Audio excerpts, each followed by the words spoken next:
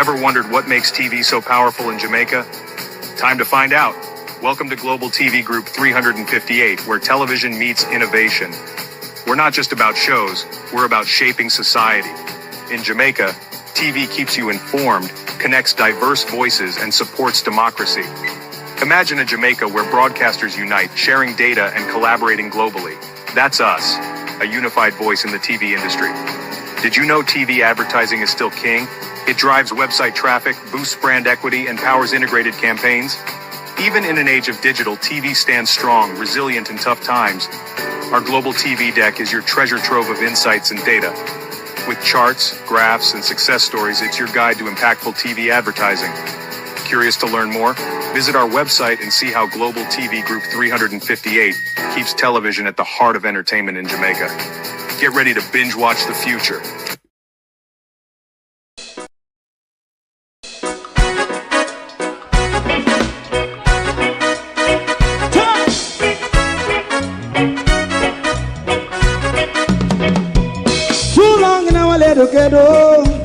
Run, keep going on, let's process.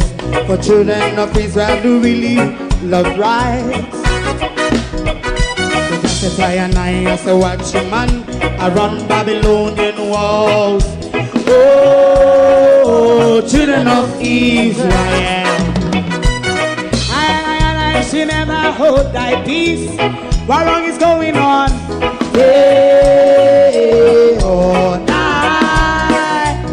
we gonna bust down Babylon walls. Prepare the way. Prepare the way for your people. Let's go.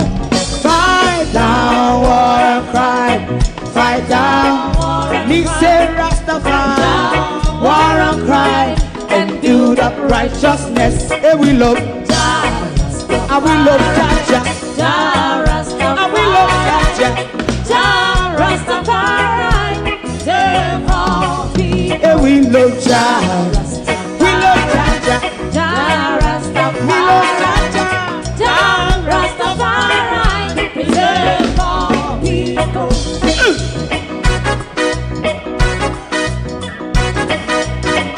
Put time away again. Listen. Yeah. Just as I and I say watch a man around Babylonian walls. Oh, children of Israel, I should never hold thy peace while we penalize. Hey, oh, night. We gonna bust down Babylon gates. Prepare the way. Prepare the way for Jah Rastafari. Fight down, war and cry.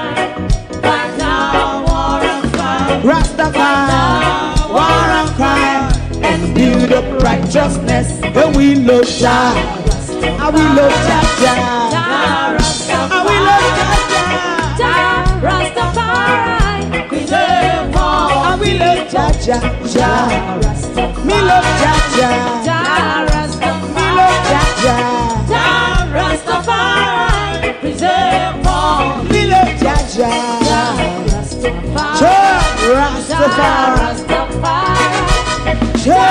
Rastafari. Yeah, the next song is going to be the last song for tonight.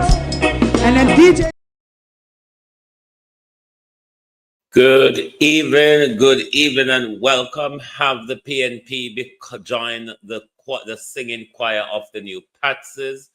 And can the PNP provide us any more effective opposition than they are providing us?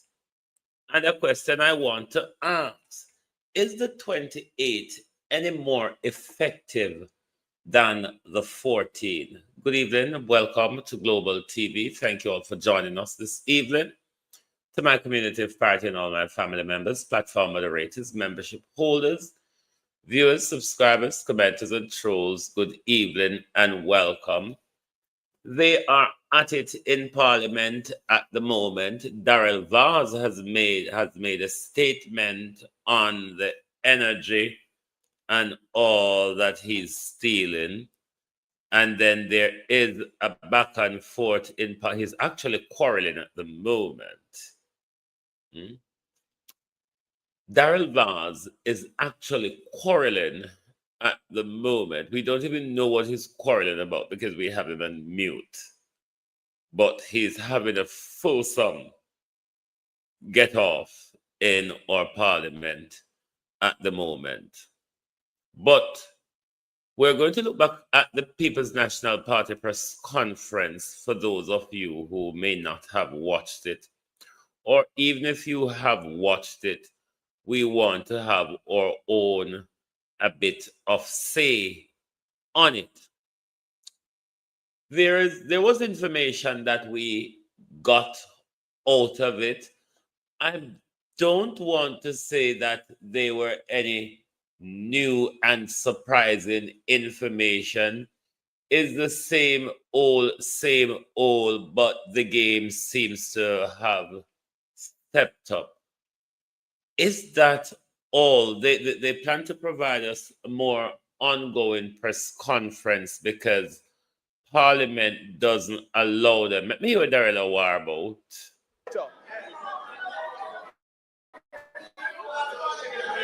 Mr. Speaker, Mr. Speaker, Mr. Speaker, Mr. Speaker, Mr. Speaker, Mr. Speaker, Mr. Speaker, Mr. Speaker, members, Mr. Speaker, Mr. Speaker, members, all minister, members. Back to the see how I go on here. The coming to quarreling broke out in the Parliament. You are a wicked and evil. Hey, hallelujah. Bad mind don't go on yet from September 3rd. Members, are those parliamentary language?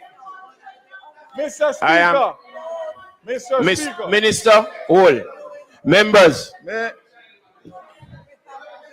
Members from the opposition side. You are an uncaring set. If you do, a heartless set. If you do not allow the minister to continue, then we will have to go to something else. Please, you do not have the floor. Member from St. Catherine North Central, you do not have the floor. Mr. Speaker. You will find out in short. Mr. Speaker. Go ahead, Minister. The $150 million that the government is prepared to release as soon as the documentation is in place, which will be no later than a matter of hours to a day, because of the urgency, is specific for restoration over 2 months, December and January. That $150 million is ring-fenced to deal with a restoration program that will take care of Jamaica, not only some parishes. And if you are going to tell me that there are people in this house that would question a government in a crisis like this to hold $150 million that we have availability now to find out about $200 million, which can take another month or 6 weeks. Our money is secured whichever way it goes. We are a responsible government, and we have taken a responsible decision, a caring decision, an argument done. That's so So you're asking the question, how will you start again? So Mr. Speaker, the position is, this matter is fluid. This is a cabinet decision that was taken yesterday. We are going to wait until we have the final agreement between the Ministry of Finance and the JPS. And whenever that happens, we will make it public in Parliament to show the people of Jamaica what the final terms and conditions are. But for somebody to stand up in Parliament, knowing what is taking place out there, and is prepared to take a position to delay restoration, they will be judged by the people of this country. Yes, here.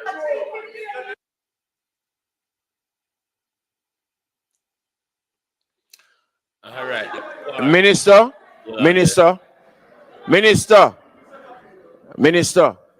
I want you to remain focused and answer the questions that are posed to you, please.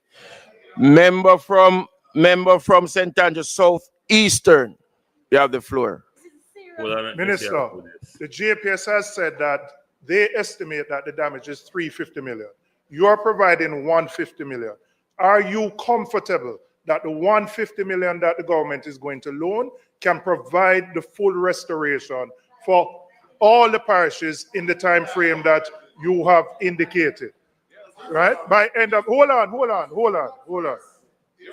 the global right? My second question, and I will ask you to ask your colleague who is sitting beside you. When will the Parliament get a statement from the Minister of Finance which outlines all the monies that we have gotten from the insurances, the monies that we are negotiating with our multilateral agencies, IMF, World Bank, IDB? We know that we have an estimate of US $8 billion.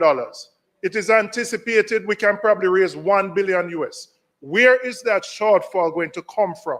What are those funds going to be used for? We are 4 weeks after the hurricane, and the Minister of Finance is yet to come to the Parliament and tell us how much money we have, how the funds are going to be used. And every other minister can speak, can say many things, but if the Ministry of Finance cannot speak, right? So my question, Minister, do you believe 150 can cover the full restoration in the time? Question at a time. Just make him answer question. Make him answer. Let me see if I'm a story. Okay.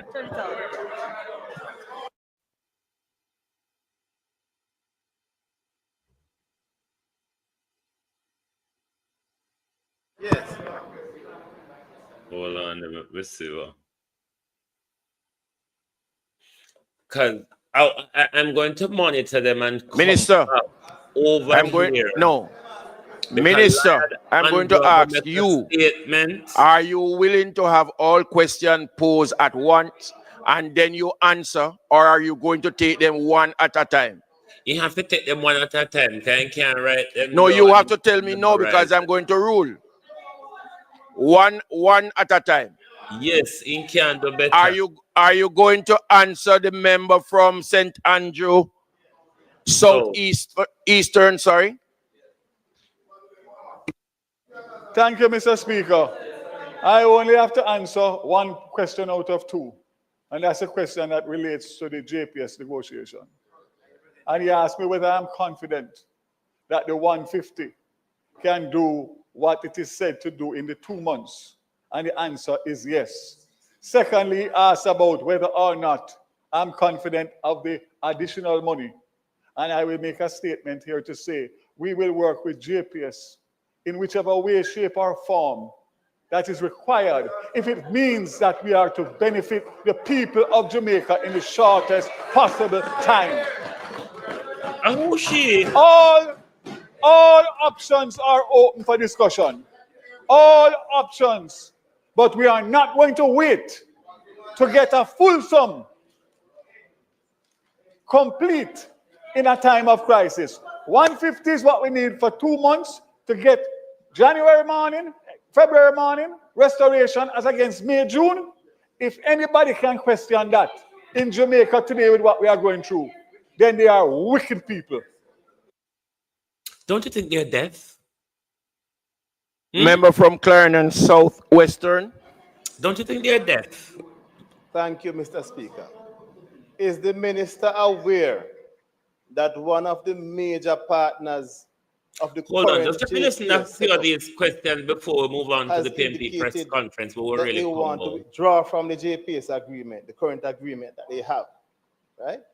One of the international partners. And having regard to that fact, is the minister still prepared to go ahead with this loan of 150 million US, having regard to the fact that one of the partners of JPS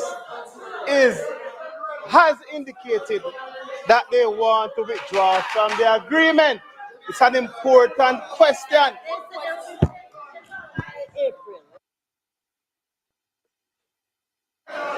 Thank you. Oh.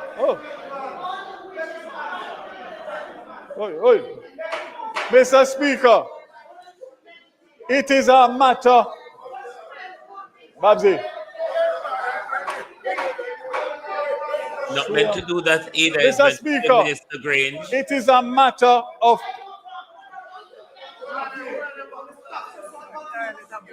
It is a matter of public.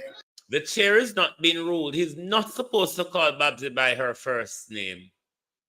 International knowledge that Maribweni, who owns 40%, indicated months ago that they are 40%. Obviously, they are not listening, Minister. Give them some time. Go ahead now. It's a matter of public record, international record, that Maribweni took a decision to divest their 40% in JPS. They came and saw the government of Jamaica and expressed that. This also, when the letter of the government in terms of the position that we took with the license, they came back to us to indicate that based on that, nobody will be prepared to buy 40% of a company that have 2 years on a license. So we are on the same path in relation to going down the road to get a negotiated license one way or the other so that they can then do what they need to do. But as of right now, they are in it for the next 2 years because they don't have any ability to sell. So that has no inference or nothing to do with what we are planning to do now. So answer to his question, yes, long time.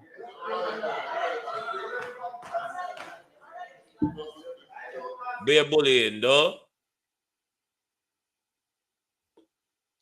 A bear bullying a go on, but we're going to pause. Can we?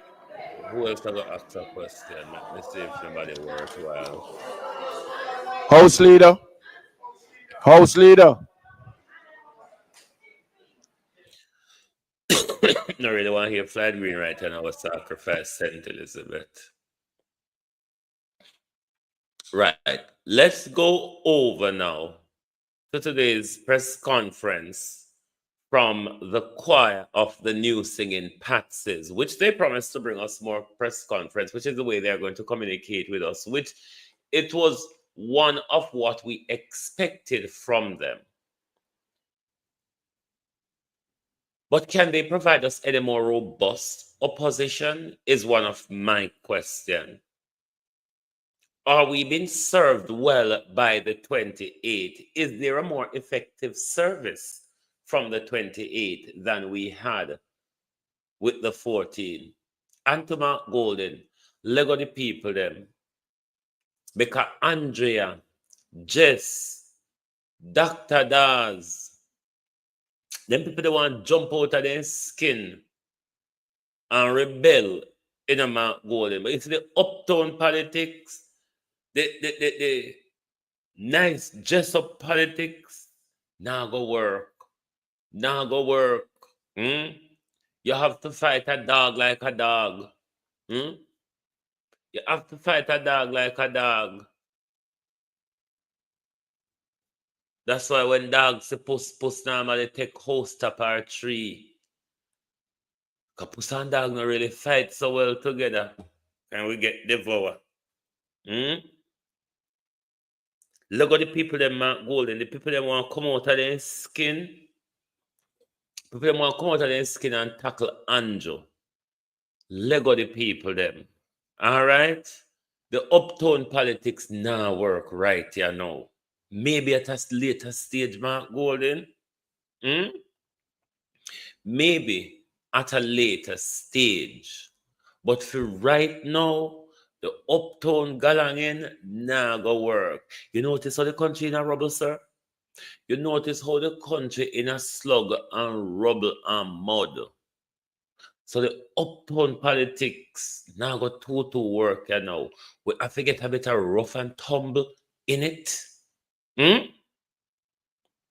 We're going to listen to the press conference. I'm going to step up a few bit because we're going to listen to particular people, but there's a nasty politics being played when you listen to them. A very nasty politics is being played with members of parliament, the People's National Party members of parliament in Western Jamaica, from St. Elizabeth to Westmoreland to Hanover to St. James. A nasty piece of politics is being played with government, with donor resources and all that. The money is being held on to. Basically, I think all these MP need to tell the government, stick the $10 million, because the $10 million will create more problem and frustration than it meant to help. Let's start listening to the press conference because we got a lot of speakers. And if you have not heard some of them, but we want to analyze a few bits of them. But there comes a time when we're going to have to take to the street in Jamaica. If the Jamaica Labour Party continue with this bullying of everything, which they don't plan to roll back based on how we see them forward direction and them behavior, we're going to have to take to the street. I think Ian Hales give them a warning today, as I've been giving the government. Handle this thing carefully, because it will broke out. It will broke out like a nasty sore. Andrew Older, you want me to tell you to stop strike the matches? Prime Minister, you want me to tell you to stop strike the matches? You never see the cursing pana cursing I'll turn over on the floor, sir. Stop strike the matches. Stop it. From our members of parliament in the constituencies and parishes that were hardest hit by the hurricane. And it is important that factual information be provided. Date as to where we are in terms of Eastern Westmoreland and what has been done and what we are recommending to be done. So Eastern Westmoreland is where you would find New Hope, which is where landfall was made. And I believe it is the only constituency where the eye of the storm went across all of the constituency as a Category 5 hurricane. It No, sir, you're left not a the south of trail of St. Elizabeth. devastation Just and the south. disaster. Not the south. And we have estimated that approximately 5,000 houses have been totally destroyed. I'm not referring to houses that were damaged. I'm talking about those that are totally destroyed, just rubble remaining. We have countless others that suffered significant damage, moderate damage, and mild damage to the infrastructure. In terms of churches, schools, police station, health centers, all of those were also severely damaged and non-functional in the immediate wake of the hurricane. This, I believe, makes us one of the hardest hit areas. And Sharon Bernard, how you do? currently, there Welcome. is a need for urgent intervention, especially in the area of housing and temporary housing solution for the residents. The response has been inadequate, delayed, and sometimes even inappropriate in my mind. And I say this because one would expect that coming out of a hurricane of this magnitude, that having made landfall in the constituency, that would have seen mobilization of government ministries, departments, and agencies to that area and intervention being made to deal with the issues confronting the people.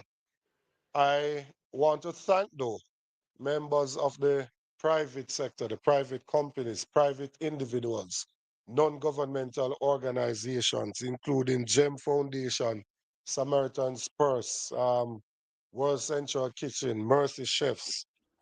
Had it not been for some of these groups, I don't know what would have happened to the residents of Eastern Westmoreland, because they have stepped in a big way to ensure that some of the things that are needed have been done thus far.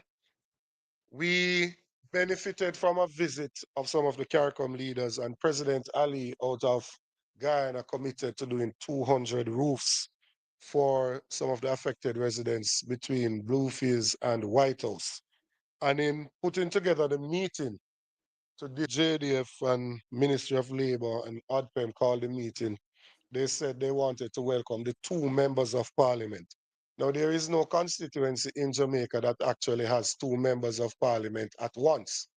And what I find uneasy about this situation is the comfort in which the government is inserting their political operatives in the response mechanism and bypassing, circumventing the elected officials.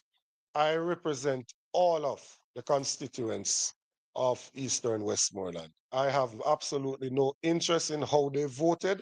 This is a humanitarian crisis. It is not a political matter.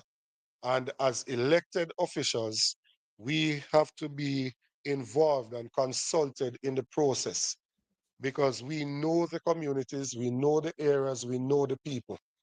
Even in relation to the distribution of aid, to just have the JDF alone going into a committee, into a community is not sufficient because they won't know the lay of the land, they won't know the residents, and as such, that has left a lot of gaps. So I want to point out specifically some things now. Shelter. The shelters that are in the constituency, they have been inappropriate from the beginning and they continue to be inappropriate. There isn't a bed or a cot or anything in any of the shelters. To be frank, there are persons that are not even aware that some of the shelters are still open with over 20 persons in each one of them. And that means if you're not aware, you couldn't possibly be making any provisions for the residents within those shelters. The persons who are in the shelters are obviously the most vulnerable. They don't have anywhere to stay, they don't have any relatives to stay with, and that's the reason why they're at the shelter. And I realize that the Ministry of Education has also taken on an initiative to reopen schools as soon as possible, which I support because we want to decrease the learning loss. But in moving the persons from these shelters, majority of which are schools, so that school can reopen. Certainly, we can't just move them without making provision for them to stay elsewhere. In terms of emergency evacuation and shelter, housing of these persons, we have not seen any of those tents that are supposedly in the country that should be made available. I'm told that it was said in the Senate on Friday that tents went to Dayton Campbell, unless there is another Dayton Campbell that represents somewhere in Jamaica. It's certainly not this one. I have not been made aware of any tents. And I want to be on record as saying, I will never support moving out the persons out of the shelter unless we make provision for them. I will block it myself personally. That is inhumane. And we have to do better. So yes, we want the schools to open, but we must make adequate provision before we move the persons out of the shelters.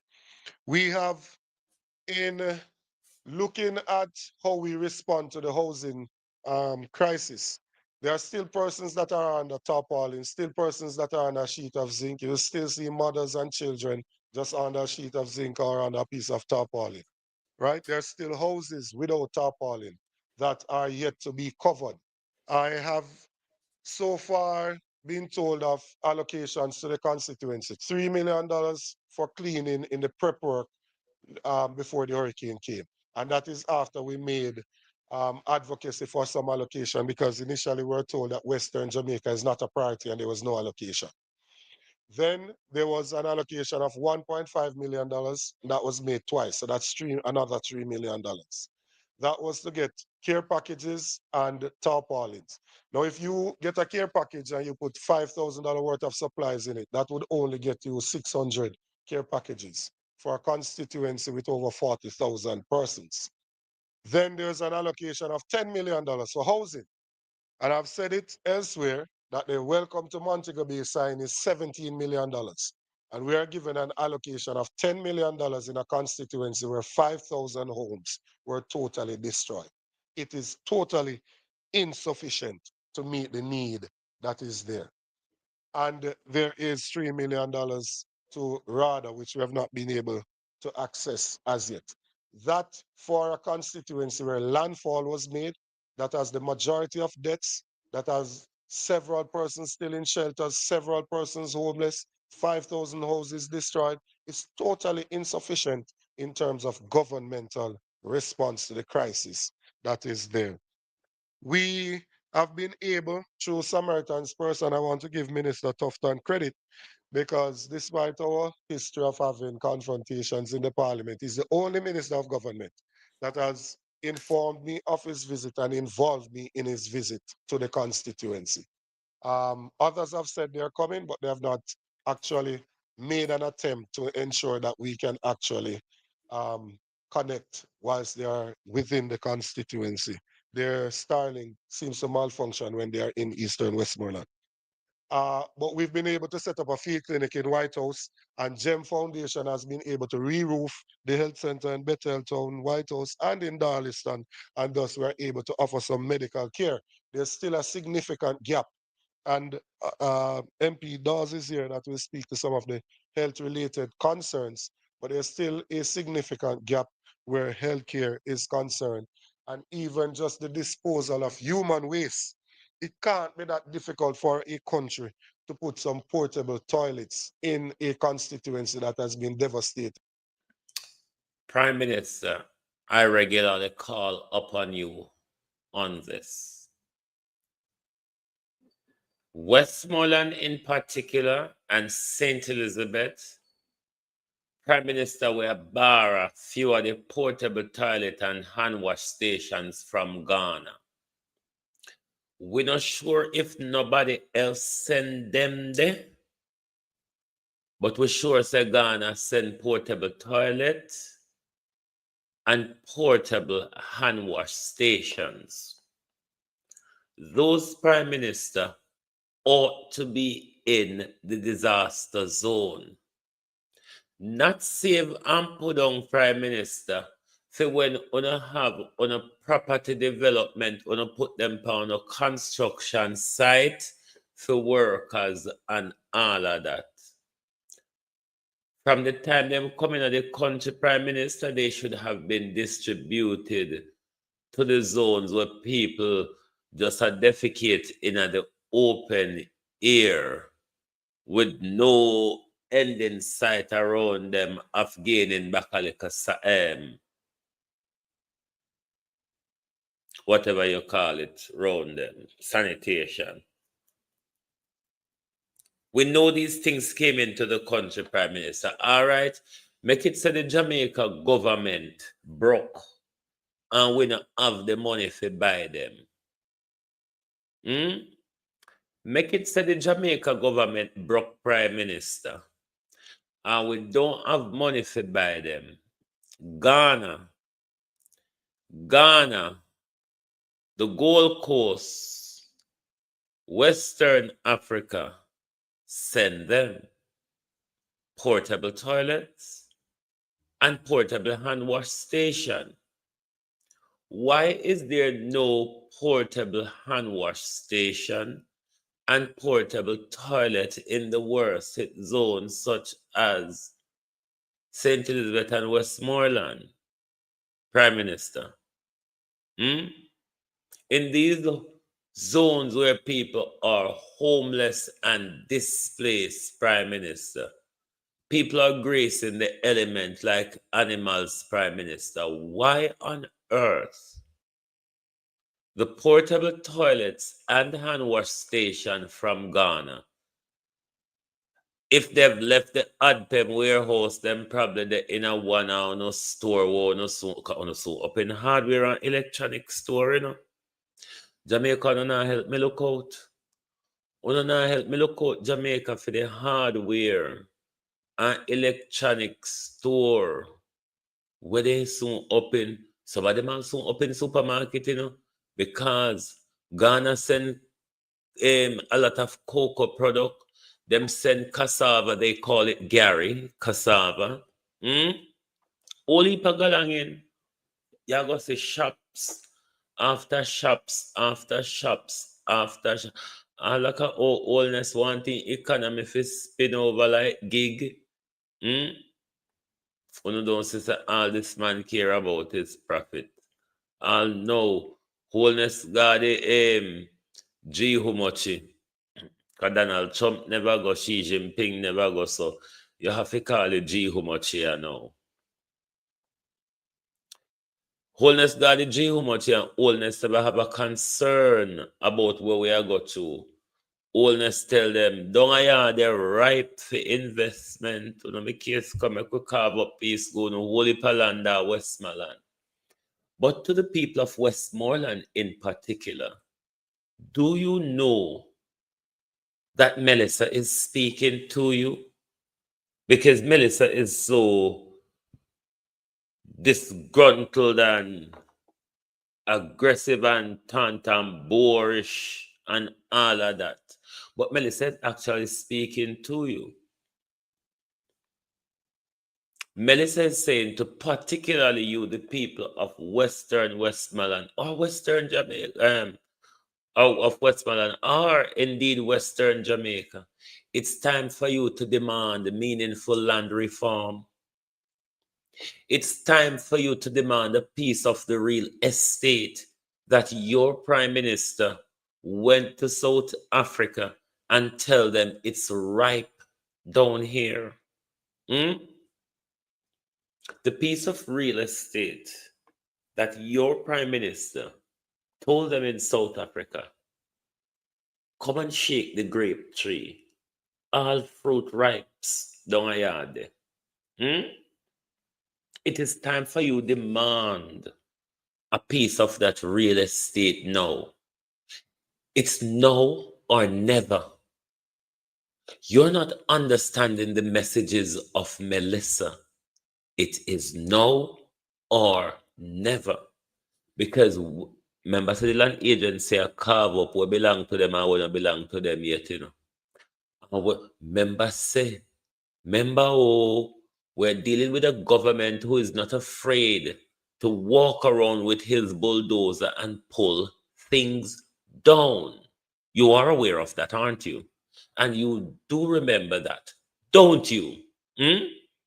That we are playing with a government who is not afraid to use a bulldozer when he wants things.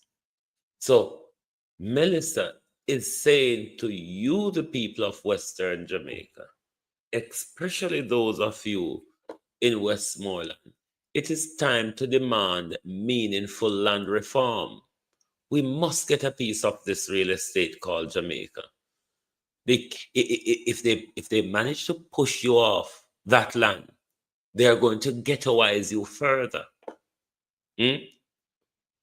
If they manage to push you off that land, they're going to further ghettoize you because you'll end up even in a more cramped, unstable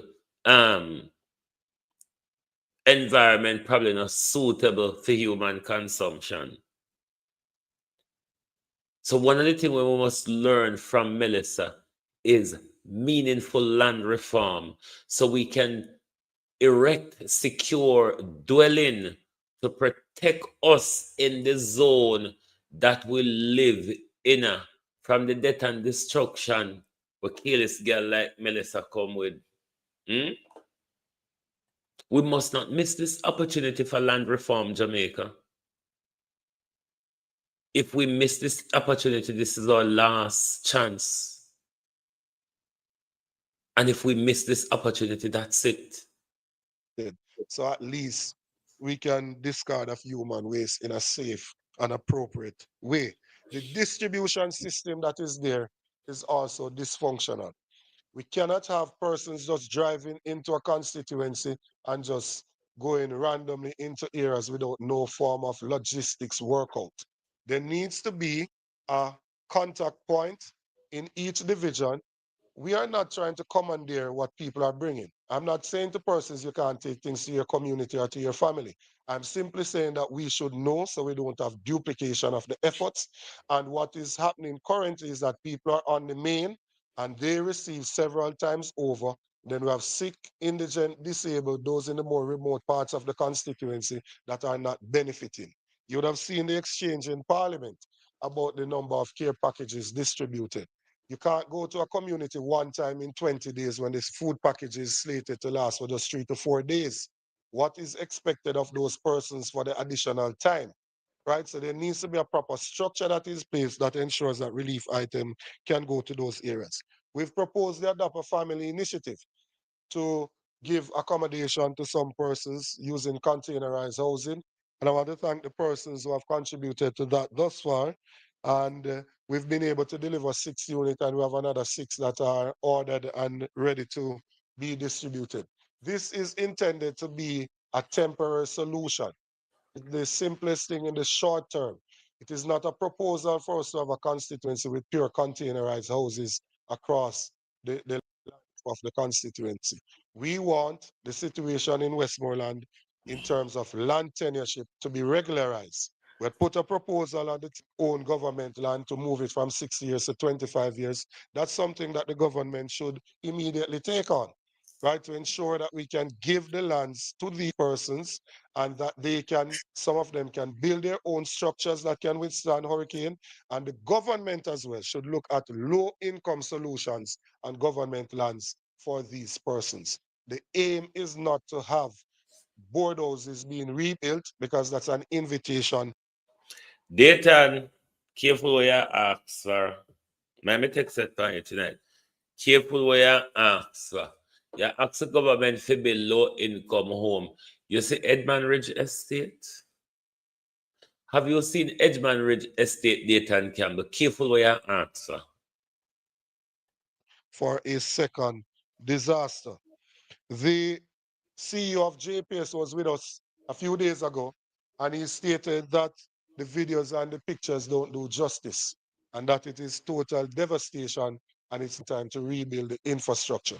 He said they will have to be creative, and he has proposed that we may need to get a generator in Darliston and one in White House so that we can at least power the police station, the health centers, and those things. A lot of persons are not cognizant of what is going on out in the western end of the country. Eastern Westmoreland is not what it used to be. The lives of the residents has been severely affected, and it will take a long time for them to return to normalcy.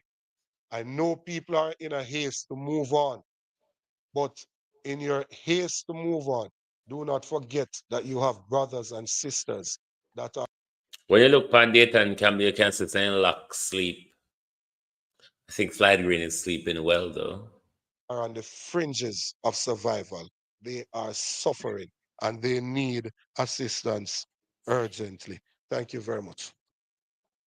Right, we're going to skip doing Vaz because we're more Thank you, likely know Dr. we're doing Campbell. Vaz We're here now from the Member of Parliament for the Central regular. Westmoreland, MP, But let's MP go Ian over to Hales. Think Ian Hales. No. Thank you, Leader of the Opposition, fellow colleague, members of Parliament. Good afternoon. Good morning. I want to first start off by thanking the charitable organizations that have come on board and have played a role in this hurricane. They have done more than the government. And I'm ashamed to say that I represent a constituency. I'll take a break here. I want to go back to Parliament. The demon is speaking, and I'm desperate to hear what he's talking about, given he just came back.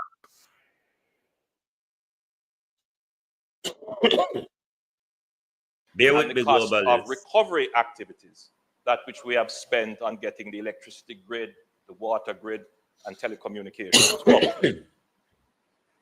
Gloria Maris, and it does not yet reflect economic losses that will follow the disruption in key sectors. So, for example, while it accounts for the physical damage of a hotel, it does not account for the loss of revenues from the temporary closure of the impact. He's just Mr. so Speaker, centered on the one of the economy. most severe and underreported impacts is the massive volume of debris generated by Hurricane Melissa. According to satellite-based analysis conducted by the United Nations Development Program, the storm left over 4.8 million tons of debris across the island. This debris is blocking roads, hindering access to schools and hospitals, farms and markets, slowing relief distribution, and delaying the restoration of essential services. The UNDP estimates that the debris is equivalent to approximately 480,000 standard truckloads, consisting of 2.1 million tons of building and construction debris, 1.3 million tons of vegetation waste, 1.4 million tons of personal property, and mixed household debris. These are minimum estimates and will increase as ground assessment continues. Compared to major hurricanes worldwide, Hurricane Melissa now ranks amongst the most extreme debris generating storms ever on record. And there are analyses that are already being done on this, Mr. Speaker, which would compare, for example, the debris generated in Hurricane Katrina, the debris generated in Hurricane Irma, and other hurricanes relative to Jamaica. And of course, there are suggestions regarding the type of building material used, where people chose to live. But there is also another factor which we have not yet assessed, but needs to be assessed. The damage went through the cockpit country. Bear with me, the Annie Jones. And therefore, some of our prime forests were destroyed. The leaves of every tree in the path was stripped and the trees broken. So the devastation of the primary forest has not yet been assessed. So when the satellites are doing the imagery, what they are picking up is a lot of that debris mass, which accounts for why it is so large. In the other areas, the storms did not affect primary forests as the way it has. 51%, I'm told, of our primary forests has been affected. So in other hurricanes in other countries, it has not affected their forests in the way that it has affected ours, our cockpit country. So it's an area that we will have to look at, but it's not the primary subject of today's statement. Mr. Speaker, we must act urgently and strategically to address this unprecedented challenge. It is important to note that at this time of the year, we traditionally launch our annual mitigation and cleanup exercise, constituency-based, in preparation for the Christmas season. Today, I wish to inform this Honorable House that the government has approved budgetary allocations for the National Cleanup Program, which will incorporate the annual constituency-based mitigation and cleanup program. $10 million per constituency has been allocated under the National Constituency. Pussy, I don't see you don't slack on there, you can't count me and 10. I want to pussy hole, yeah? You can't count me and 10? No, sir. Constituency-based mitigation program. The allocation will be broken down as follows: $2 million for drain and waterway cleaning and vector control to reduce the spread of pests and disease, $5 million for de-embushing, and $3 million for debris and waste removal. This investment is not only routine seasonal maintenance, it will neatly dovetail into a broader program of cleaning and debris management. Additional funding will be provided to the 16 most affected constituencies across Westmoreland, 3 constituencies, Hanover, 2 constituencies, St. James, 5 constituencies, Trelawney, 2 constituencies, and St. Elizabeth, 4 constituencies. Beyond these parishes, other severely affected communities island-wide will also be targeted. So there is a constituency-based, parish-based targeting, but then we will go more granular to specific communities in other parishes which have been affected. Mr. Speaker, we believe that this is the most equitable and efficient way of using the resources In other words, we are targeting the resources to the areas of greatest need. This program will employ, just to be clear, Mr. Speaker, this is the program which is our national cleanup program, which represents the additional funding that we are placing on the table. So this program will employ between 100 and 200 persons per constituency. So in the 16 constituencies named, in addition to areas in other constituencies affected, we will employ between 100 to 200 persons to assist with the cleanup. The Social Development Commission will oversee. Anyway, we go back to the press conference, but we monitor him, and if we need to come back, may come back to him. That we're a part of the government, we're a part of the country. And at the same time, private sector, private individuals, charitable organizations have done more than the government of the land. 1 month, it's almost a month. I think today is a month that we went through the hurricane. 4 weeks from now, it is Christmas. I have over 1,000 homes that have been lost, gone, and probably around 5,000 to 6,000 other citizens that the Hurricane Melissa have affected. And I ask myself the question every day as a member of parliament, and I know my colleagues do also, when we get up in the morning. How are you going to help all of these 6 to 7, 10,000 Jamaicans that have been affected? And in terms of the assessment that is going on, I called last week, I spoke to an individual, I spoke to the manager, and I asked a question. I said, are there any assessment that is taking place in Western Westmoreland? And the answer is yes, they went to 2 areas. And I said, tell me the 2 areas that you went to. And he listed the 2 areas. And those 2 areas were not the 2 areas that were basically the areas that were damaged beyond recognition. And I see where the assessment now that is taking place in communities that didn't, that basically supported the Jamaica Labour Party. All I'm saying is we can't do things so ad hoc. We are all in this together.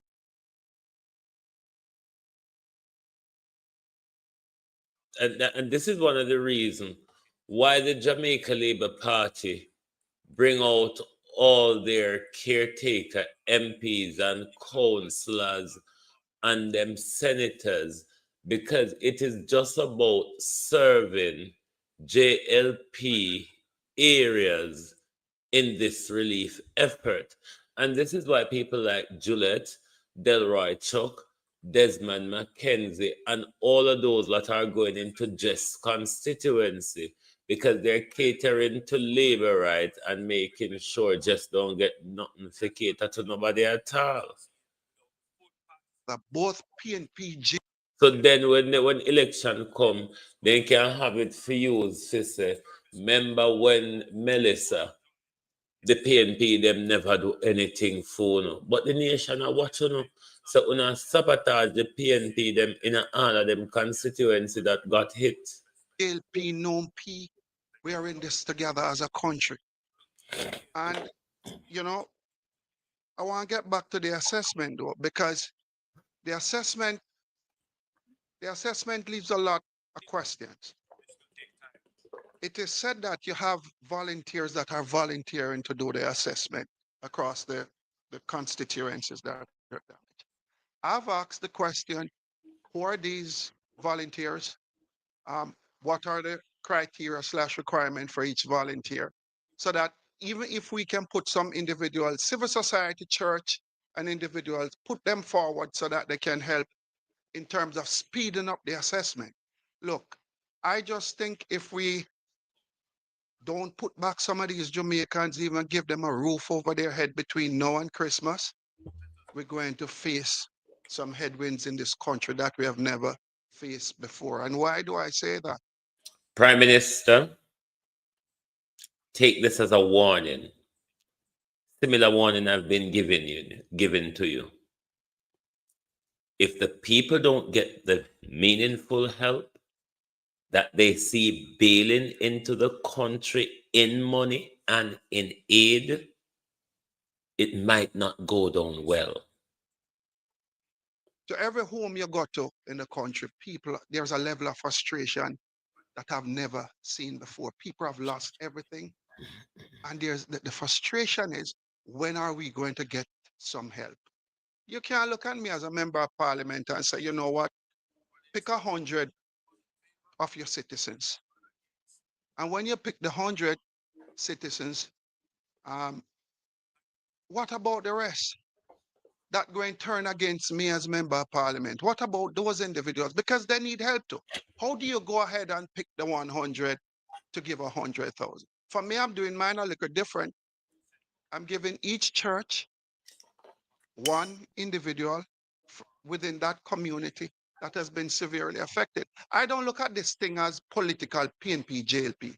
So the church is going to get involved along with myself in terms of ensuring that we can pick 100 of our citizens. But picking 100 from 9 or 8,000 that have been affected, it's very difficult. You know, in terms of distribution, I've gone through the last couple of weeks disappointed as a Jamaican and as a representative of the people. You see ministers of government come in. You see ministers of government come in, you see government entity comes in. And they go to a particular area that you don't have damage in some of those areas that they go to give out, to distribute food to our citizens. All I'm This is the uptown politics that is getting to me with the PNP and Mark Golden's leadership and the uptownism. The government is not willing to cooperate with you in the handling of the disaster. Many of the constituency hit, all of the constituency in Westmoreland, constituency in Hanover, constituency in St. Elizabeth. The government is unwilling to cooperate with you, to bring you on board, to be equitable in the distribution. Why is the PNP still going to Parliament to support the government? Yes, if the PNP doesn't go to Parliament, they can go there and do their talking shop, but they can't vote on anything because of the 2/3 majority that they requires. Why is the PNP still supporting them? What is the option other than press conference? We saw that they led the nation in protest in the Dennis Galangin.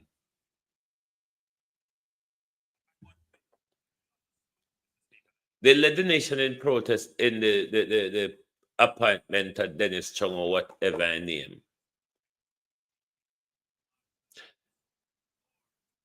The PNP cannot continue to support the government when the government will not cooperate with you, will not support your MP who is hit by the disaster as much as his MPs.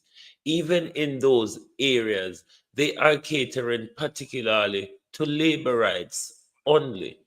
This nasty political play where Dana go and Macadam and everybody did jump down pan with pan.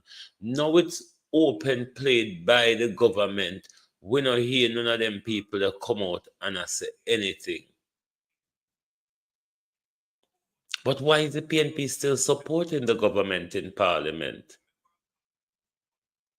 Because they can't vote on anything if they don't have the PNP support. And the government now supported them. All right. Let's listen. saying is, look, we have to do better as a country. We have to do better as a government. It can't continue. It can't continue the way it has been going. people in their well, in my constituency, I don't know, since the hurricane, we've been getting a lot of rain. And most of our citizens are without a roof, without tarpaulin, just basically fending on their own. Can't help themselves, can't do nothing. And even if the food packages that are going around being distributed, people have gone out, they get one food package, I would say probably around 3-4 weeks ago, and they haven't gotten any more help from the government. So there's no assessment. Uh, Food package is only 600 per MP. Thank God for the charitable organization. But look, I just want to appeal to the government. I just want to appeal to the government. Come on board with the elected officials. The elections are over. The elections are over. And this crisis allow you to think as a human and not as wear a hat as a political representative. It is that hard. There's a level of hardship that is in Western Jamaica. And I just want to say, look, make we ensure that over the next 4 weeks, we can ensure that we put as much Jamaicans back in their home with their roofs. We have to do that as a country. It can't continue, so.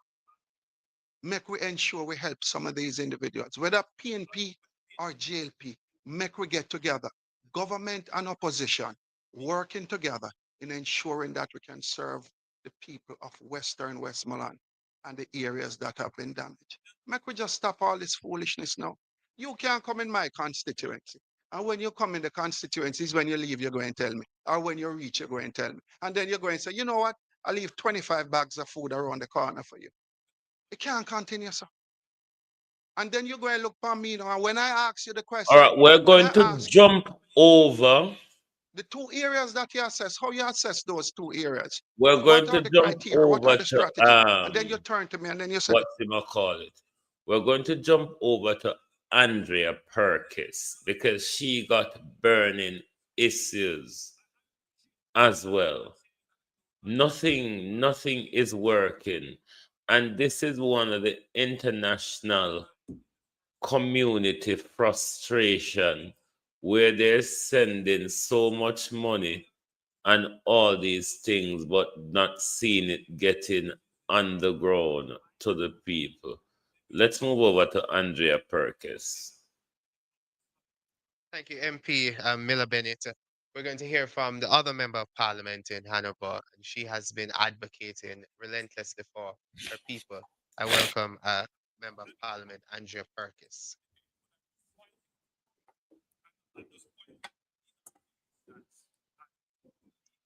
Good morning, everyone. Party President Mark Golding, my colleagues, to the viewers.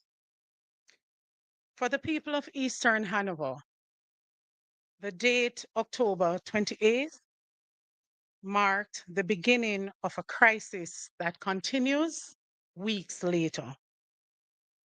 Let me be clear about what Hurricane Melissa did to Eastern Hanoverians, because the scale of devastation has been systematically underreported and in many cases completely ignored by the media coverage.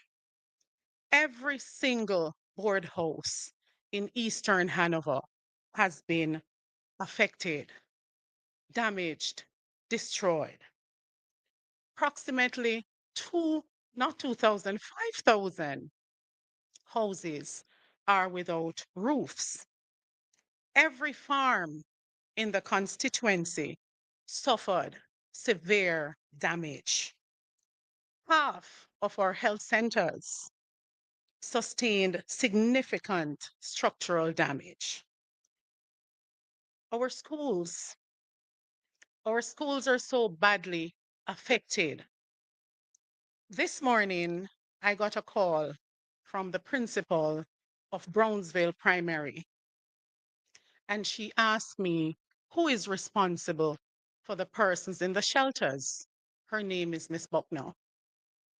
She has started school last week because parents are not able to help the children at home and prepare them for exams that are coming in a few months.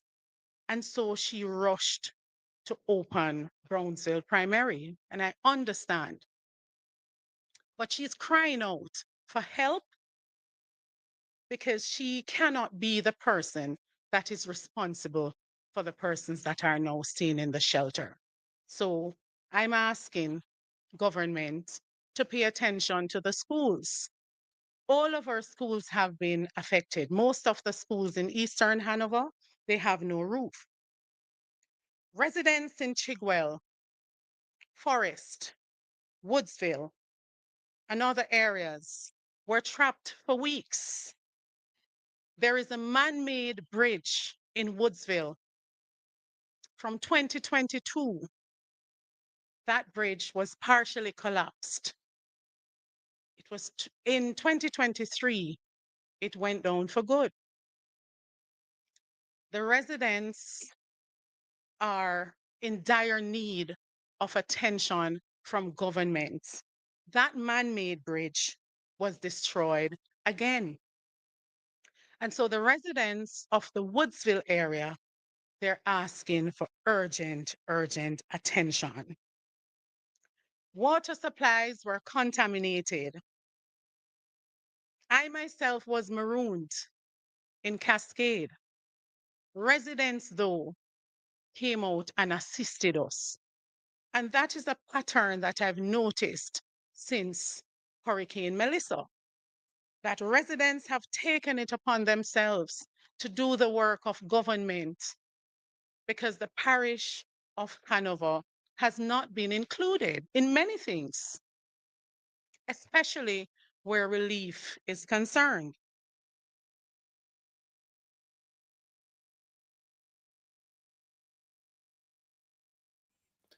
This is where you're going to find a lot of the big steal.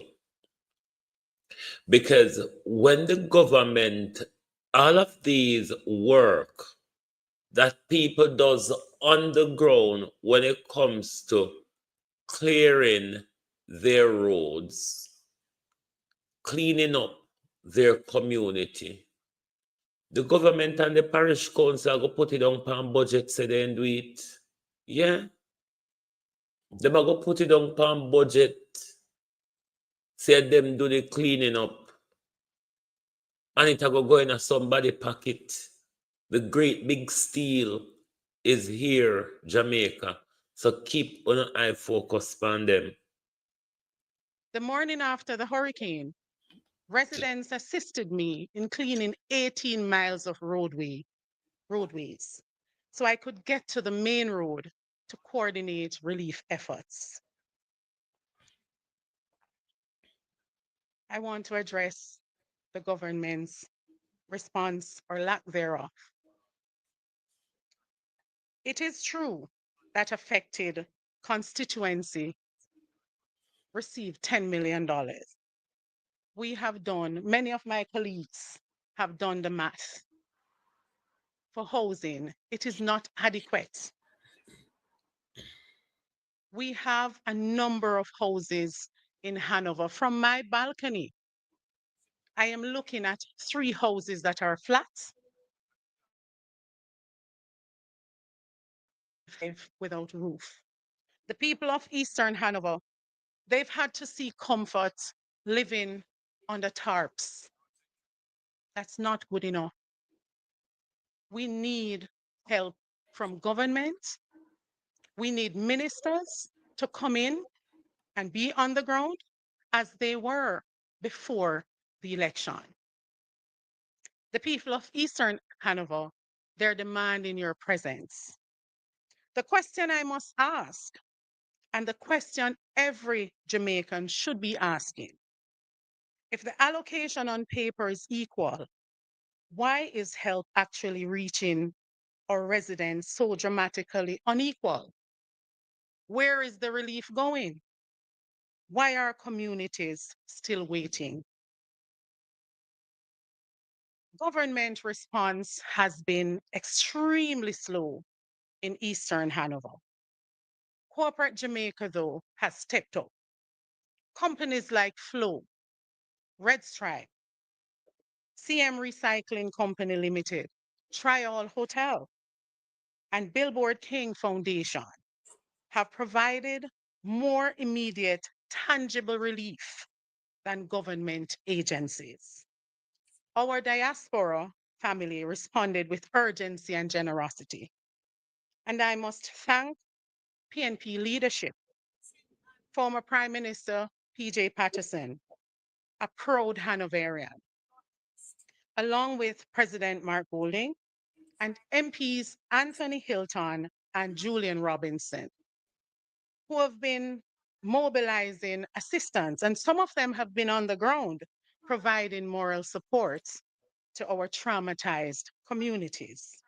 Eastern Hanover is facing a public health crisis that needs immediate intervention. Western Jamaica has already confirmed 11 cases of leptospirosis since Hurricane Melissa. And that's a deadly waterborne disease. I spoke of waterborne diseases 2 weeks ago in Parliament, still no attention. And on behalf of the citizens of Eastern Hanover, I want to ask the question, what is the purpose of elected representatives going to Parliament and voicing the concerns of the citizens without any notes being taken or any attention being paid to these citizens? There is literally now a mountain of garbage. Can you imagine Jamaica in the middle of the worst disaster we've ever had? The government divides the country on political line, and we're not allowed to ask any question. We're not allowed to call them out. We're not allowed to talk about it. The government have no structure, no plan. This is why none of the tents from Japan or any of the other country have been utilized to move people out of the muck and gore. This is why none of the portable toilets or hand wash station is on the ground in the worst of the disaster hit zone. It is all carefully planned to frustrate us. It's a careful plan to frustrate the people. At my personal gate, I live in my constituency. The National Solid Waste Management Authority has failed to maintain consistent collection, and our residents are suffering the consequences. We're deeply concerned about leptospirosis, dengue fever, and other waterborne diseases threatening our people in areas still cut off from proper medical attention. Whether the design is by oversight or the Ministry of Health has omitted the parish of Hanover from its island-wide fogging schedule, I don't know. But believe it or not, Hanover as a parish, we have areas where the water continues to rise. The water has a stench. And up to date, I have not been contacted by anyone from the Ministry of Health to say we are going into these areas to check, to run some tests, to check on the citizens. We have a number of senior citizens in Chigwell, in Forest. These senior citizens have had to travel by means of foot track to get to hospitals, to the 3 out of 10 clinics that we have operating now. Some communities remain isolated. Residents still lack access to potable water. Families are living under tarpaulins or in homes with no roofs. Children are trying to attend schools. I am here today to make our needs absolutely clear. For the most part, Hanover is still technologically marooned. A lot of persons are still not able to get connection. Those Starlinks and generators were given to the government. We did not even receive a single generator to power our constituency office to serve the people that elected us and the entire constituency. We need the Ministry of Health and the local health department to deploy mobile medical units to isolated communities. We also need aggressive vector control measures. We need consistent garbage collection immediately before we face, as I spoke about before, a full-scale disease outbreak. 7 of 10 of the health centers need to be repaired with immediate effect. Our roads need more clearing. Our water systems need restoration. Our schools need immediate structural assessment and repairs so they can serve the essential functions. Our farmers need seeds, and I know there has been an allocation through RADA, but we're asking for more. To the people of Eastern Hanover, I see you. I have walked through your communities. I have witnessed your suffering and your remarkable resilience. You elected me to fight for you, and I will not stop fighting until you receive the help you deserve and the dignity you are owed as a citizen of Jamaica. I want to share stories. And these are not just stories, but things that I've seen with my own eyes. I witnessed the previous Member of Parliament, Dave Brown, driving through my community with the same care packages that the government gave me, only 250 care packages, 5 tarps, and 50 cases. What I would like to ask the People's National Party, have you reported all of these to the Auditor General? Have you reported all of these to the Auditor General? Hmm? Of water. To date, that is all that I have received. Now, when a previous member of parliament drives through communities like Haddington, Cocoon, Claremont, Retrieve, Cascade, Ponside, it cannot be 250 care packages that he received. I am asking the government had an opportunity. Now, this would be government using donor resources to give a private citizen, a political activist, because that's what a caretaker MP is, a private citizen and a political activist. And for the government to have done that, that is breaking protocol. But have they not been doing it right across the whole spectrum, using the resources to buy votes, to create a political name for themselves, to cement themselves in seat, in a political seat, or for a political return? That is what is happening. Other than press conference, how does the PNP plan to deal with these plethora of problems coming out of Melissa's aftermath? To be great, to look good. After the hurricane, I reached out to JLP caretakers. I left messages for them, and I assured them that whatever relief I receive as Member of Parliament will be shared with them. I did not receive much, unfortunately. Where the assessment is concerned, I sent out a schedule 2 days ago on a community group. It is a very touchy topic, but the government is playing politics.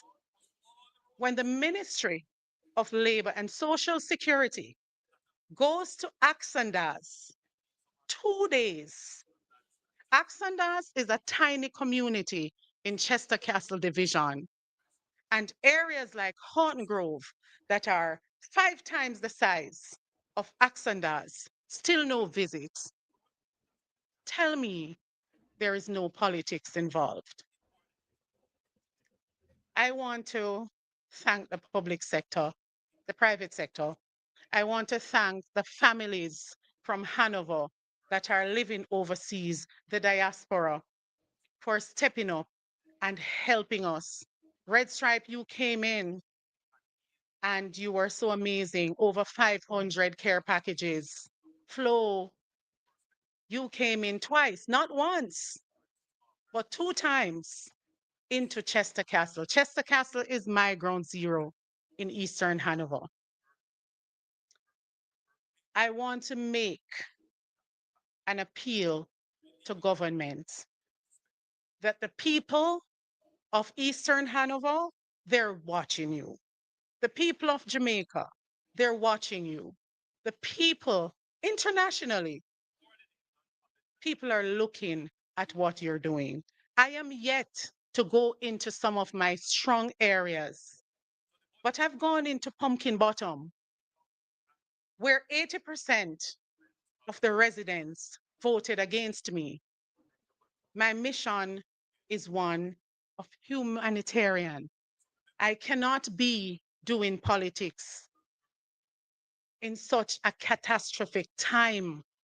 And I am asking the government to cut out the PR and get to the people. I have nothing against the Jamaica Defense Force, but I can tell you that I am against the government giving them the care packages to get to our people. I've witnessed myself in Sandy Bay and Hopewell on the main road, 2 trucks off care packages. Our seniors in the lanes are not benefiting. The residents up in Mount Pelion are not benefiting. The residents inland are not benefiting. The people. Because the government refused to have a coordinated strategy with the MPs of the constituency, the local government, and the organized political workers that them pull out when them a do them election campaign. You still have that structure where you can use so everybody can be reached. Everybody know where the deaf person, the blind person, the old person, the lady or the old man who can't walk. Everybody, somebody in the community know where they are. And it's one of the problem party people experience as well, where yes, down on the sea coast mash up more than everywhere else in a community, but there's just one particular centered on the coastline. And then if you, and this is not government I'm talking about the charity people them. There's so much disorganization because you see, like places like Southwest St. Elizabeth, what makes it difficult for us, especially for the mountainside division, we don't have any representative at local government at the moment. Derek Sangster is just at the central government level either. given that our member of parliament is the Minister of Agriculture, as per the ministerial code, he have to follow the government, everything the government does, cap in hand. So even if Floyd Green is not comfortable with the support he's getting from government, we're going to suffer down a Southwest Central because he cannot advocate for us. So we're just left just like that at the moment because we don't have MP and we don't have councillor. People of Eastern Hanover deserve better. Finally, to the people of Eastern Hanover, we're strong. We are resilient. We will get our constituency back together. Thank you. Right, we're going to jump over to Alfred because Jess spoke as well, but pretty much what we knew about already. But we're going to jump over to Alfred and the health part of things. Recognize is that there is a suboptimal response from the government in this regard. We're going to have our opposition spokesperson for health and wellness, MP Alfred Dawes, to address the matter.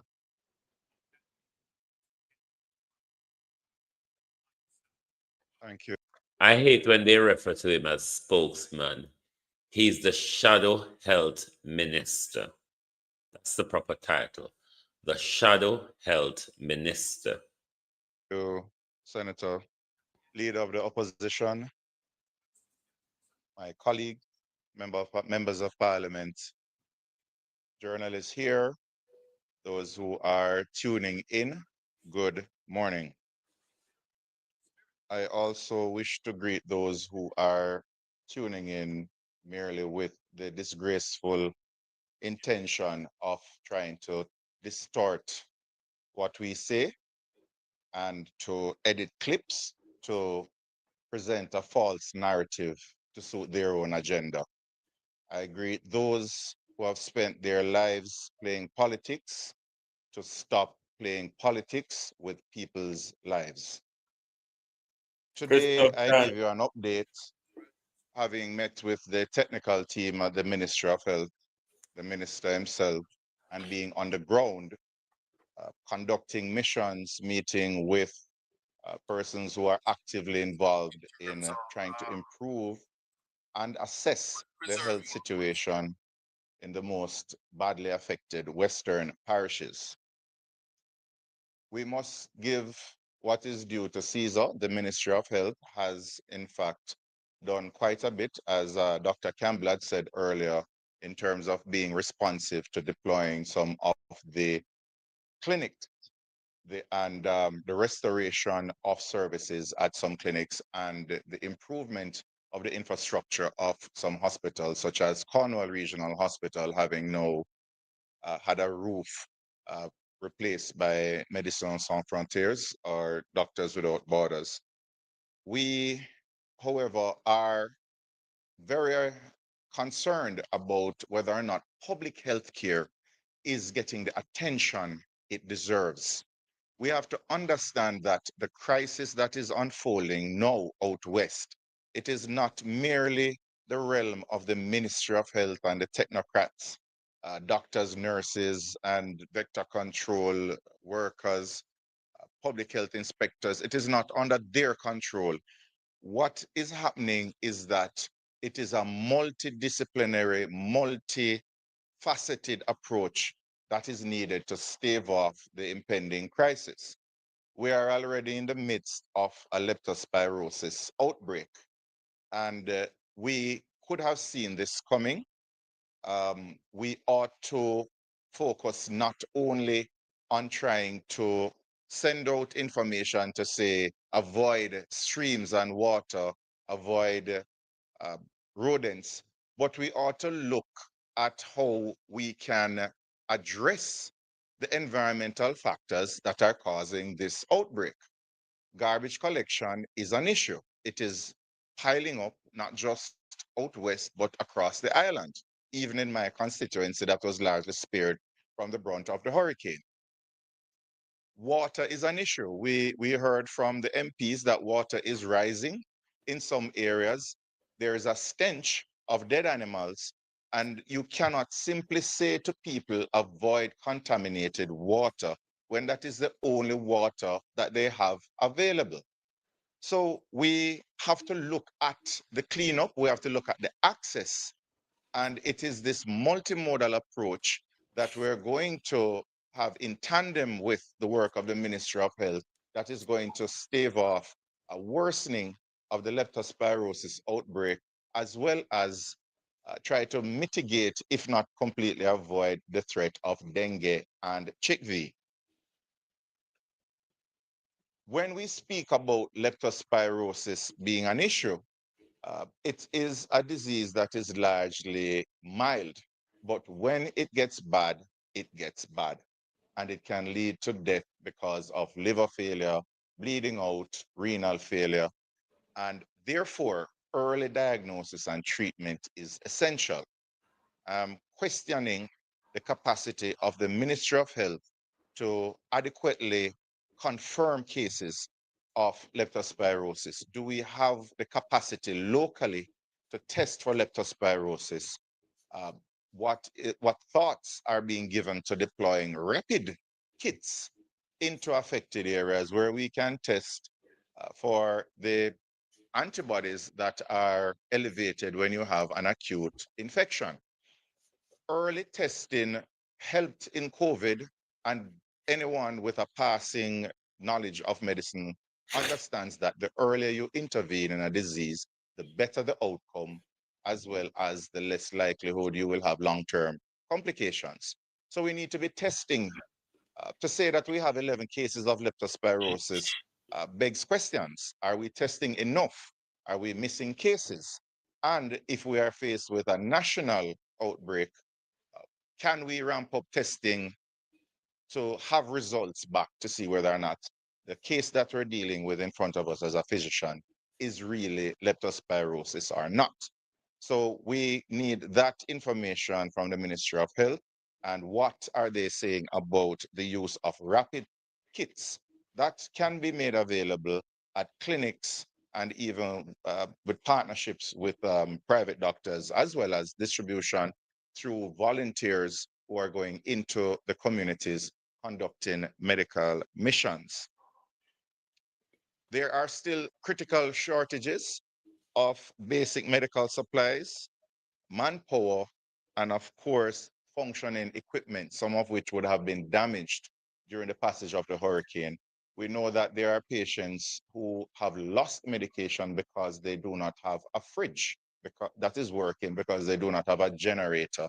And therefore, you have to be concerned about non-compliance as a result of these socioeconomic factors that are now more than ever playing a role in healthcare.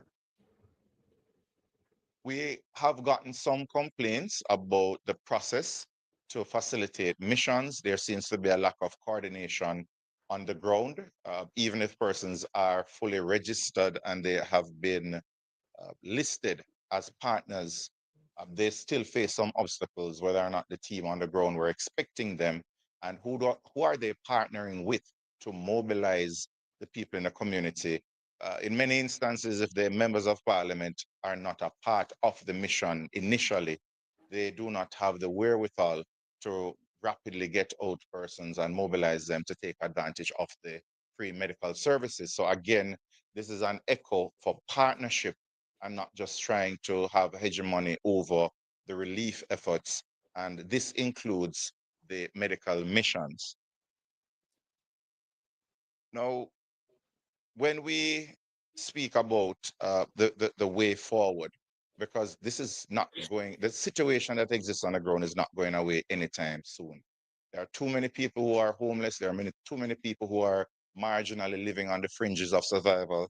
And as a result of that, the conditions that exist for leptospirosis to continue and for dengue and chickpea to have outbreaks here, we're only 90 miles away from Cuba. and they have more people with leptospirosis, with dengue and chikungunya than there are people living in Jamaica, over 3 million. The conditions exist and they will continue to exist for a while. So we have to plan accordingly. We cannot wait until we see a spike in cases and then we have a knee-jerk reaction.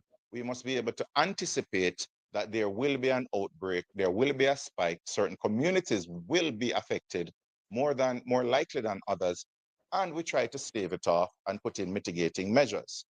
I don't believe in relying on PAHO. Cuba is dealing with their own epidemics right now. They have best practices that, because of the ratio for quite some time, they're willing to share with us. Let us call on the Cubans for help. They have. Can we do that, Dr. Dawes? Hmm? That would be best practice. Something that would be beneficial to us, but can we really do that? Wasn't it the same Americans who have taken control of the stage in Jamaica that just sent home our Cuban medical and clinical officials? So can they really? Given that this is all led by Donald Trump and Marco Rubio, the little hand Marco who hates his very own Cuban descendants. Can we really do that? What came out of today's press conference, Jamaica, spells trouble. We have a government, at best, is incompetent. What we also have is a government that is unwilling to take advice. We have a government who have absolutely no plan of how they're going to or continue to deal with the situation we are in. We have a government that is invested in PR and political vote buying using international aid resources. This disgraceful direction that we're on to secure a fourth political term for Andrew Holness will likely to create a health disaster that ravished us more than Melissa have just done. Have a very good system where they look at the environmental factors. Is there a lot of garbage? Is there a lot of stagnant water? Is there increased rainfall in the area? All of which we know has been described as happening out west. You look at these environmental factors, you look at the behavior of the people. Are they bathing in the rivers? Are they using exposed to contaminated water? You look at their access. Do they have access to healthcare, access to public education, to resources? If they get sick, they can report in or go to a hospital. And of course, you have to look at the history of the area. There are some places in Westmoreland that have a history of typhoid. Now, when you factor in all of these determinants that contribute towards an outbreak, you go in, you engage community leaders, you launch public education campaigns, you clean up the place, sanitize, ensure that you have adequate garbage collection, ensure that you have potable water, you treat breeding sites, you do fogging, get rid of the vectors, and then you may reach a point where you do not have a spike in cases. And that is real primary prevention. That is the basis of public health, which has been proven to work over 100 years now. So maybe 200 years from the cholera epidemic in England. So we want to entreaty those who are in charge of the disaster recovery to employ early warning systems for healthcare now, not just surveillance to say that you have spikes, but predicting the likely locations of outbreaks and intervening. And to do that, you must combine environmental data, behavioral patterns, historical um, outbreaks, and you must also ramp up testing capabilities, confirmation testing, as well as introducing rapid testing. And with that, we can have early intervention, the simple penicillin that can save lives in the case of leptospirosis, or the treatment of renal failure with fluids early out. Dengue, you identify when it has become the hemorrhagic fever where you're bleeding out and have early intervention as well. And we must have a mechanism where you have real-time reporting of fever. If you have a fever, there must be a way for you to report that you have it so that you can get tested. Vector control has to be augmented by private contractors, bringing in back the part-time workers, but the schedule for vector control cannot be such that communities such as mine in Southeast St. Catherine basically have fogging once every 2 weeks at best, and we have 18 communities, and we are plagued with mosquitoes in Portmore.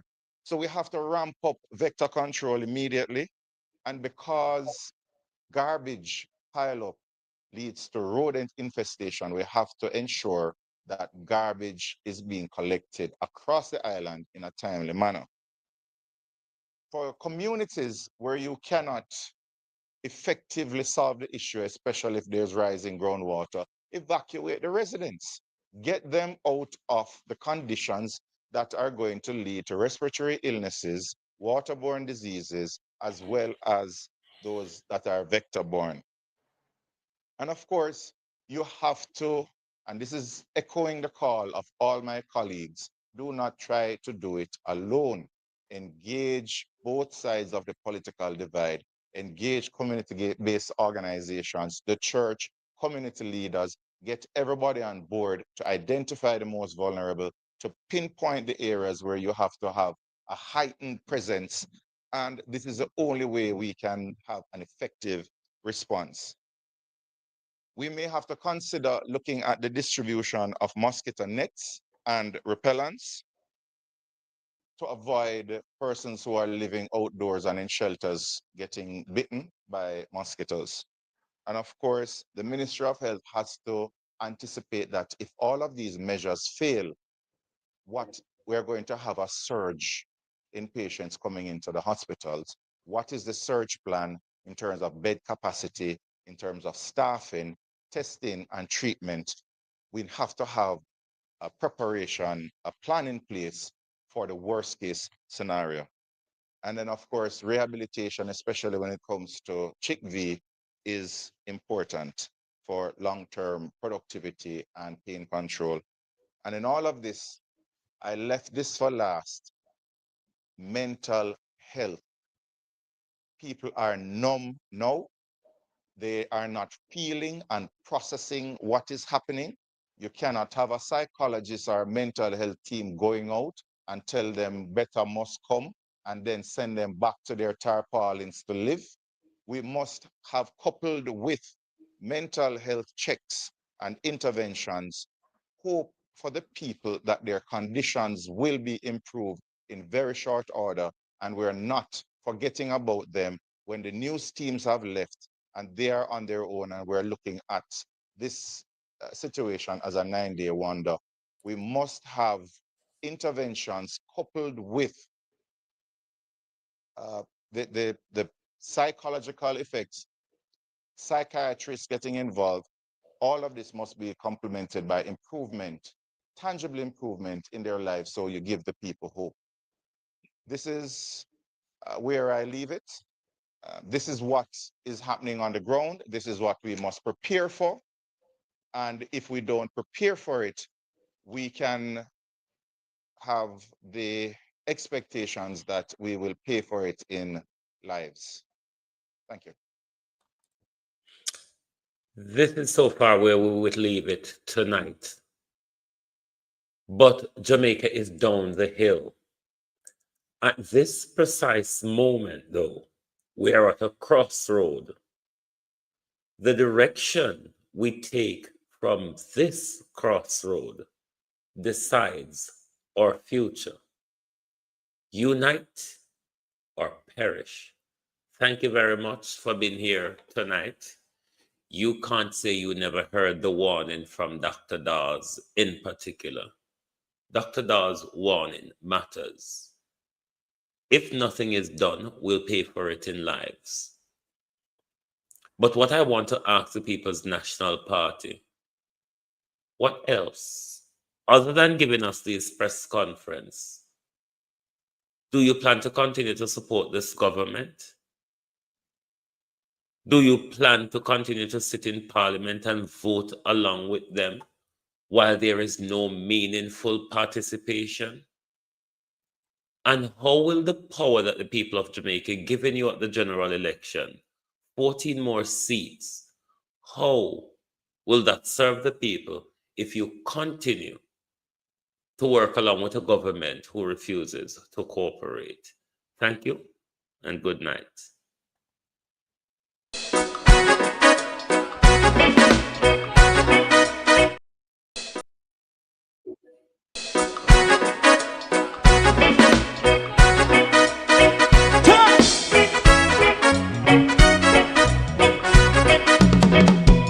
Too long in our little ghetto, run keep going on less process. For children of Israel do really love rights. So just a try and I as a watching man around Babylonian walls. Oh, children of Israel, I should never hold thy peace. What wrong is going on? Day or night, we gonna bust down Babylon walls. Prepare and read the way. Prepare and read the way for your people. Let's go. Fight down, war and cry. Fight down, me say Rastafari. War and cry and do that righteousness. And we love Jah. And we love Jah. Jah Rastafari. And we love Jah. Jah Rastafari. Save all people. And we love Jah. We love Jah. Jah Rastafari. We love Jah. Jah Rastafari. Preserve all people.